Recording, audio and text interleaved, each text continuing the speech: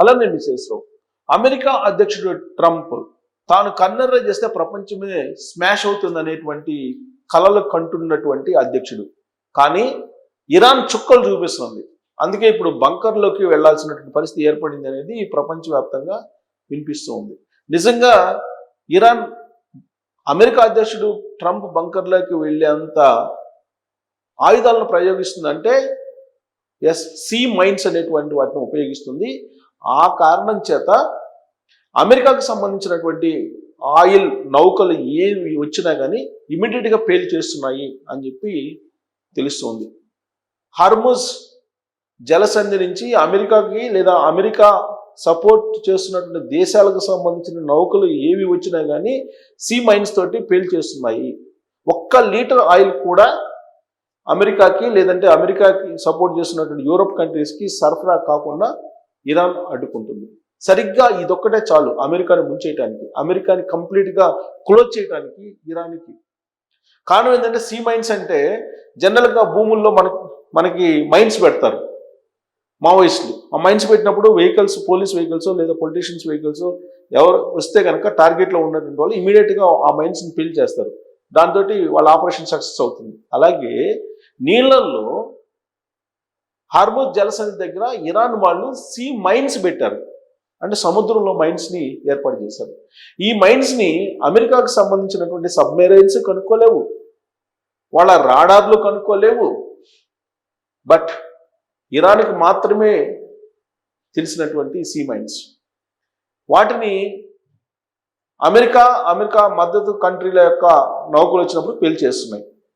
ఒక్క ఇండియా జెండా కనిపిస్తే మాత్రం ఆ హార్ముజ్ జలసంధి నుంచి ఆయిల్ నౌకలను పంపిస్తూ ఉన్నాయి. అలాగే రష్యా, చైనాకి సంబంధించినటువంటి వాటిని పంపించేస్తున్నాయి. ఈ కారణం చేత అమెరికా గడగడలాడిపోతుంది. కేవలం 3 రోజుల్లో 1,00,000 కోట్లు నష్టపోయింది అమెరికా. ఆయిల్ సరఫరా ఆపేసేది ఇరాన్. అందుకే ఇప్పుడు ఎలా యుద్ధం నుంచి బయటపడాలి అనేటువంటి ప్రయత్నం ట్రంప్ చేస్తూ ఉన్నాడు. అలాగే ట్రంప్ చేస్తున్నటువంటి ప్రయత్నానికి కొన్ని షరతులు పెడుతుంది ఇరాన్. ఆ షరతులకు ఒప్పుకుంటేనే యుద్ధాన్ని ఆపేస్తామని చెప్పి ఇరాన్ చెప్తోంది. యుద్ధాన్ని అమెరికా ప్రారంభించింది, ముగించేది మేమే అని చెప్పి కొత్తగా ఎంపికైనటువంటి అధ్యక్షుడు అయతుల్లా ఖమేనీ చెప్తూ ఉన్నారు, ఇరాన్ సుప్రీం లీడర్. అంటే ఇప్పుడు అమెరికా యుద్ధం ఎందుకు ప్రారంభించాము అనేటువంటి ఆందోళనలో ఉండిపోయింది. ఇదంతా ఒక ఎత్తు అయితే, అమెరికాలో ఉన్నటువంటి కార్పొరేట్ కంపెనీలు, ఆ దేశంలో ఉన్నటువంటి రాజకీయ పార్టీల నేతలు ఇప్పుడు ట్రంప్ని యుద్ధానికి సంబంధించిన నష్టం జరుగుతుంది, మీరు యుద్ధాన్ని ఆపేసేయండి అని చెప్పి ఒత్తిడి పెడుతూ ఉన్నారు. అనేక సంస్థలు ఒత్తిడి పెడుతున్నాయి. కారణం ఏంటంటే సైబర్ దాడులకి ఇరాన్ తెగబడింది. ఒరాకిల్, గూగుల్, మైక్రోసాఫ్ట్ ఇలాంటి పెద్ద పెద్ద అమెరికా బేస్డ్ కంపెనీలు ఏవైతే ఉన్నాయో వాటి మీదనే అటాక్ చేసిన పరిస్థితి ఏర్పడింది. దానికి కారణం చాలా తెలివిగా, వ్యూహాత్మకంగా ఇరాన్ యుద్ధాన్ని ప్రారంభం కాకముందే జీపీఎస్ను వాడటం మానేసింది. అమెరికా బేస్డ్ జీపీఎస్ అది. దాన్ని వాడితే కనుక మొత్తం కదలికలు తెలిసిపోతాయి. అందుకని చైనాకి సంబంధించినటువంటి నావిగేషన్ని వాడుతుంది, మొత్తం జీపీఎస్ని బ్యాన్ చేసింది.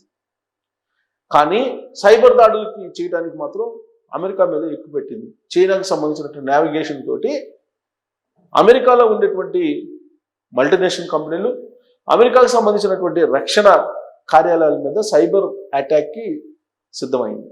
దీంతో ఇటువైపు నుంచి ఏం జరుగుతుందో తెలియనటువంటి అయోమయం, ఆందోళన స్థితిలో అమెరికా పడిపోయింది. అందుకే ఎప్పుడూ ఆకాశంలో కనిపించినటువంటి డూమ్స్ డే అనేటువంటి విమానం ఇప్పుడు తిరుగుతుంది. ఏంటి ఈ డూమ్స్ డే అని అంటే, శత్రు దేశాల నుంచి వచ్చేటువంటి ప్రమాదాలు వేటినైనా సరే ఇమీడియట్గా తెలుసుకునేటువంటి డూమ్స్ డే విమానం. దాదాపు 8 కిలోమీటర్ల దూరం ఎంత ఉంటుందో 8 కిలోమీటర్ల పొడవైనటువంటి యాంటెనా దానికి ఏర్పాటు చేసి ఉంటుంది. అంటే ప్రపంచంలో ఏ మూల నుంచైనా అమెరికా మీద ఎవరైనా సరే ఎక్కువ పెడితే మిసైల్స్ని కానీ లేదా ఇతరతర డ్రోన్స్ని కానీ ఇమీడియట్గా సంకేతాలను ఇచ్చేటువంటి సాంకేతిక పరిజ్ఞానం ఈ డూమ్స్ డే ప్లేన్లో ఉంది, విమానంలో ఉంది. అందుకే డూమ్స్ డే ప్లేన్స్ని వాషింగ్టన్ మీద గగన మార్గంలో, కాలిఫోర్నియా గగన మార్గంలో ఇప్పుడు మోహరించి ఉన్నారు. అంటే అలాంటి భయానక వాతావరణంలో అమెరికా ఇప్పుడు ఉంది. ఇరాన్ దెబ్బకి ఒక చిన్న దేశం ఇరాన్, ఆ ఇరాన్ దెబ్బకి ఇప్పుడు భయానక వాతావరణంలోకి వెళ్ళిపోయింది అమెరికా. ఇక ఆ దేశంలో ఉండేటువంటి పౌరులు గతంలో ఎప్పుడూ లేని విధంగా మహామాంద్యం సమయంలో 90s ఎప్పుడైతే వాళ్ళు వలసలకి వెళ్ళారో అంతకంటే మించి ఇప్పుడు అమెరికా నుంచి వలస వెళ్ళిపోతున్నటువంటి వాళ్ళ సంఖ్య ఉందని చెప్పి ఇప్పుడు వాల్ స్ట్రీట్ పత్రిక, అమెరికాకు సంబంధించిన వాల్ స్ట్రీట్ పత్రిక ఒక కథనాన్ని ప్రచురించింది. దాని ప్రకారం 2025లో 1,80,000 మంది అమెరికాని విడిచిపెట్టి అమెరికన్ పౌరులు వెళ్ళిపోయారు. ఎక్కడికి వెళ్ళారు? పోర్చుగల్, గ్రీస్, ఫిన్లాండ్ ఇలాంటి చోట్లకి వెళ్ళిపోయారు. సురక్షితమైన ప్రాంతాలు వాటిని ఎంచుకుంటున్నారు. అమెరికా అధ్యక్షుడిగా ట్రంప్ బాధ్యతలు చేపట్టిన తర్వాత అమెరికా నుంచి వలసలు పెరిగిపోతున్నాయి. సాధారణంగా డాలర్ డ్రీమ్ అనేది ప్రపంచంలో ఉండేటువంటి ఆయా దేశాలకు ఉంటుంది. అమెరికా పోవాలి, అమెరికాలో సెటిల్ అవ్వాలి, అమెరికాలో జాబ్ చేసుకోవాలి, అమెరికాలో స్థిర నివాసం ఏర్పరచుకోవాలి, అమెరికా పౌరసత్వం కావాలి, ఇలాంటి కళలు కనేటువంటి వాళ్ళు ప్రపంచంలో అనేక మంది ఉన్నారు. కానీ అమెరికాని వదిలిపెట్టి వెళ్తున్నటువంటి వాళ్ళ సంఖ్య పెరుగుతుంది ఇప్పుడు. పైగా అమెరికాకి అధ్యక్షుడిగా ట్రంప్ అయిన తర్వాత అంతకుముందు సగటున ప్రతి ఏడాది 60 లక్షల మంది వస్తూ ఉంటే అది కాస్త ఇప్పుడు 25 లక్షల మందికి పడిపోయింది. దాంతోపాటు అక్కడ ఉన్నటువంటి పౌరులు, శాశ్వత పౌరులు కూడా ఆ దేశాన్ని వదిలిపెట్టి వెళ్ళిపోతున్నారు. ఆ సంఖ్య దాదాపు 1,80,000 మంది ఉందని చెప్పి వాల్ స్ట్రీట్ పత్రికే అఫీషియల్గా ప్రచురించింది. దీనికి కారణం ఏంటంటే పెరిగిపోయినటువంటి నిత్యావసర వస్తువులు, ఉపాధి అవకాశాలు, ఉద్యోగ అవకాశాలు దొరకపోవటం, 3 జీవన వ్యయం పెరిగిపోవటం, రక్షణ లేకపోవటం, రేసిజం పెరిగిపోవటం, ఇలాంటి అంశాల కారణంగా అక్కడి నుంచి వలస వెళ్ళిపోతున్నారు. ఫిన్లాండ్ లాంటి దేశాల్లో, అలాగే గ్రీస్ లాంటి దేశాల్లో, పోర్చుగల్ లాంటి దేశాల్లో ప్రశాంతంగా బతకొచ్చు అనేటువంటి ఉద్దేశంతో అమెరికా పౌరులు అమెరికాను వదిలిపెట్టి వెళ్ళిపోతూ ఉన్నారు. ఇలాంటి సిచ్యువేషన్ కేవలం అమెరికా అధ్యక్షుడిగా ట్రంప్ అయిన కారణంగానే వచ్చిందని చెప్పి అక్కడ ఉన్నటువంటి పౌరులు కూడా నమ్ముతున్నారు. ఇప్పుడు బిక్కుబిక్కుమంటూ బతికేటువంటి పరిస్థితి అమెరికాలో. ఇరాన్ ఇటువైపు నుంచి దాడులు చేస్తుందని కారణం ఏంటంటే షియాలు అమెరికాలో కాలిఫోర్నియాలో కానీ వాషింగ్టన్లో కానీ 4-5 స్టేట్స్లో షియాలు ఎక్కువగా ఉన్నారు.